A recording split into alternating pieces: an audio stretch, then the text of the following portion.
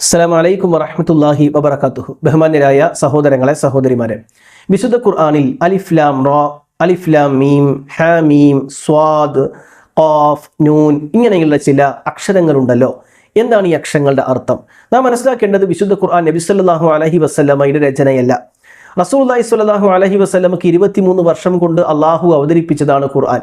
അള്ളാഹു സുബ്ഹാനഹു വ തആല വിശുദ്ധ ഖുർആനിൽ എന്തെല്ലാം പഠിപ്പിക്കുന്നുണ്ടോ, എന്തെല്ലാം സൂചിപ്പിക്കുന്നുണ്ടോ അത് മാത്രമേ പ്രവാചകൻ അറിയാവൂ. അതാണ് ഖുർആൻ പറഞ്ഞത്, വമാ യൻതിഖു അനിൽ ഹവ, സ്വന്തം ഇച്ഛപ്രകാരം സംസാരിക്കുന്ന ആളല്ല പ്രവാചകൻ. ഇൻ ഹുവ ഇല്ലാ വഹയ്യൂഹ, വഹിയുടെ അടിസ്ഥാനത്തിൽ മാത്രമാണ് സംസാരിക്കുന്നത് പ്രവാചകൻ.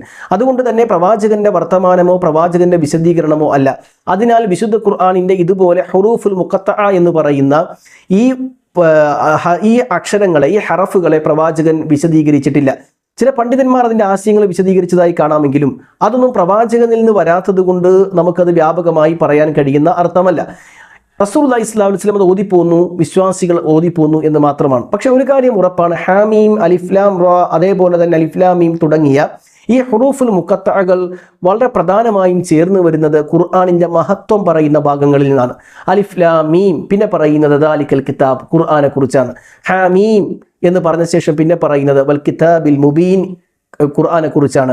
യാസീൻ എന്ന് പറഞ്ഞ ശേഷം ഖുർആൻ പറയുന്നത് വൽ ഖുർആനിൽ ഹക്കീം എന്നാണ്. അപ്പോൾ ഖുർആന്റെ മഹത്വം പറയുന്ന സ്ഥലങ്ങളിലാണ് പലപ്പോഴും ഇത് ചേർത്ത് പറയുന്നത്. അലിഫ് ലാം റാ കിതാബുൻ അൻസൽനാ, അവിടെ കിതാബിനെ കുറിച്ചാണ്, ഖുർആനെ കുറിച്ചാണ് പറയുന്നത്.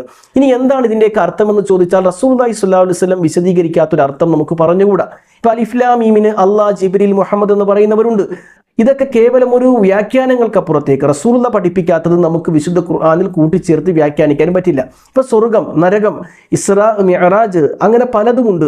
ഇതെല്ലാം വിശുദ്ധ ഖുർആൻ പറയുന്നത് അതുപോലെ സ്വീകരിക്കലല്ലാതെ അത് ഗവേഷണം നടത്തി കണ്ടുപിടിക്കാൻ കഴിയുന്ന കാര്യങ്ങളല്ല. അതുകൊണ്ട് തന്നെ ഈ ഹുറൂഫുൽ മുഖത്തഅ എന്ന് പറയുന്ന ഇതുപോലെയുള്ള അലിഫ് ലാം മീം, അലിഫ് ലാം റാ, ഖാഫ്, നൂൻ തുടങ്ങിയ പരാമർശങ്ങൾ, തുടങ്ങിയ ഹറഫുകൾ ആ നിലയിൽ തന്നെ മനസ്സിലാക്കലാണ് നാം ചെയ്യേണ്ടത്. എന്നാൽ ഈ പദങ്ങൾക്ക്, ഈ ഹറഫുകൾക്ക്, അക്ഷരങ്ങൾക്ക് അതിൻ്റെതായ പവിത്രതയുണ്ട്. റസൂലുള്ളാഹി സ്വല്ലല്ലാഹു അലൈഹി വസല്ലം പറയുന്നുണ്ട്, ലാ അഖൂലു ലക്കും അലിഫ് ലാം മീം ഹറഫ്. ഖുർആനിന്റെ 2-ാം അധ്യായം സൂറത്തുൽ ബഖറയുടെ അലിഫ് ലാം മീം എന്നുള്ളത് ഒരു അക്ഷരമായില്ല ഞാൻ പറയുന്നത്.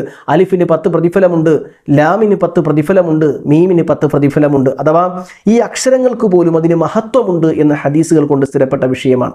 അതുകൊണ്ട് ഇങ്ങനെയുള്ള ഹുറൂഫുൽ മുഖത്തഅകൾ ആ നിലയിൽ തന്നെ മനസ്സിലാക്കുക. അതിനപ്പുറത്തുള്ള വ്യാഖ്യാനങ്ങൾ, പ്രവാചകൻ പഠിപ്പിക്കാത്ത രൂപത്തിലുള്ള വ്യാഖ്യാനങ്ങളിലേക്ക് നമ്മൾ പോകരുത്.